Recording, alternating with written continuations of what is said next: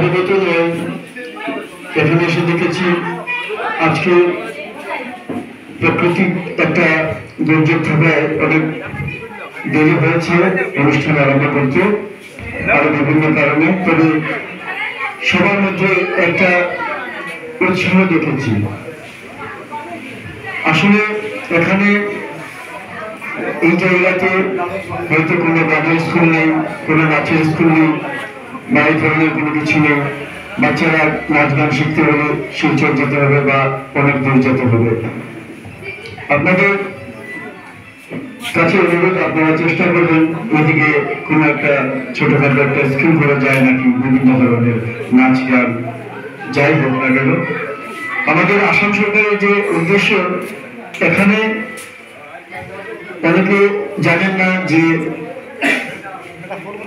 এই যে গানটি এখন গাইল দেশভক্তি গান দিল দেওয়া হয়, মেয়েটি যখন গাইবে বলছি তখন আমরা বললাম ঠিক আছে গিয়ে ফেলো, কিন্তু এটা এলাও হবে না।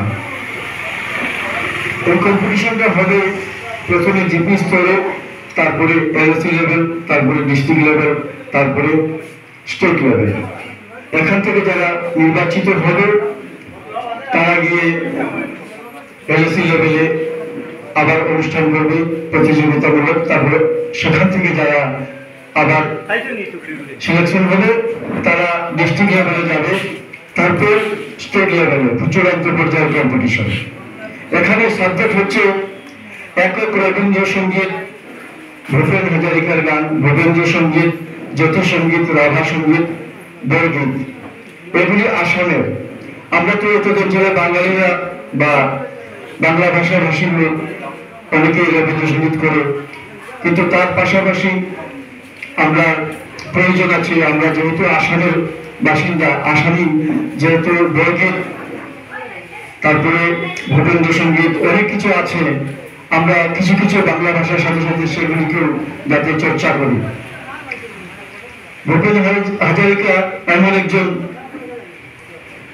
ব্যক্তিত্বশীল, একজন সঙ্গীত শিল্পী, একজন সঙ্গীত লেখক, গীতিকার, সুরকার, আমাদের পৃথিবী বিখ্যাত। ওনার গান আমরা চিরস্মরণীয় রাখতে হবে, আমাদেরকে সবাইকে জানতে হবে ভূপেন হাজারিকাকে। একটু নিয়ে ওকে জিজ্ঞেস করলাম কি গান গাইবে, সে বললো দেশভক্তি।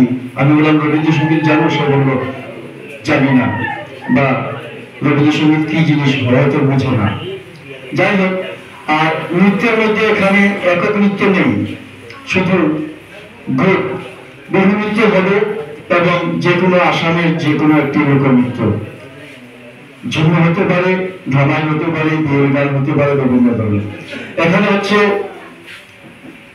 চূড়ান্ত পর্যায়ে যেটা প্রতিযোগিতার ফল আসবে, সেখানে 3 জনকে বিচার করা হবে।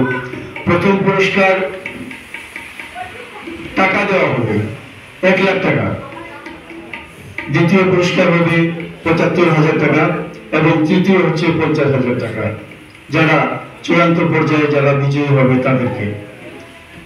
আমাদের একটা জিনিস লক্ষ্য রাখতে হবে, এই যে অনুষ্ঠানটি আমাদের মনে হচ্ছে এটা প্রতি বছরই হবে।